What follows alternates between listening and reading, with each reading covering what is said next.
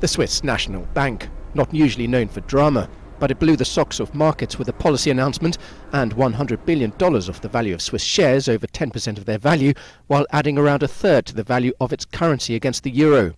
That was the first reaction to a shock decision to drop the euro cap on the Swiss franc.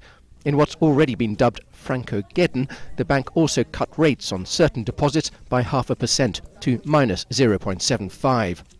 On the news, many locals, including French workers in Geneva, rushed to local bureaux de change. For me, it's good news. It gives me more euros for the same amount of Swiss francs. But then, where will it go from here? Where will we go? The bank's moves are dangerous, according to some economists. James Bevan is Chief Investment Officer at CCLA.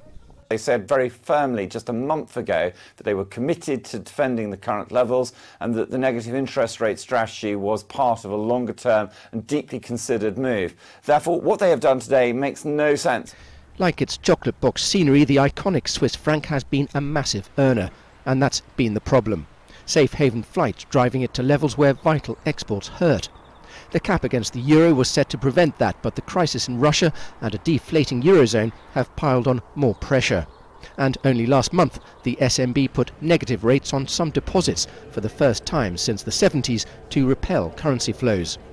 But its interventions to maintain the cap were expensive, and an accidental break of the cap might have cost the bank its credibility too. The possibility of QE from the ECB was also seen as a factor in the decision, and the Swissies' recent moves against the dollar definitely were, according to SNB chairman Thomas Jordan.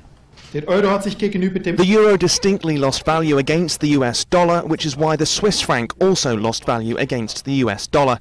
The Swiss National Bank has decided it doesn't make sense to carry on with a policy that is not sustainable. Exporters aren't happy, Swiss watch boss Nick Hayek calling the decision a tsunami, while after the announcement, initial trading in the franc was said to be chaotic. One analyst said the panic situation's likely to continue unless the bank comes up with a new plan.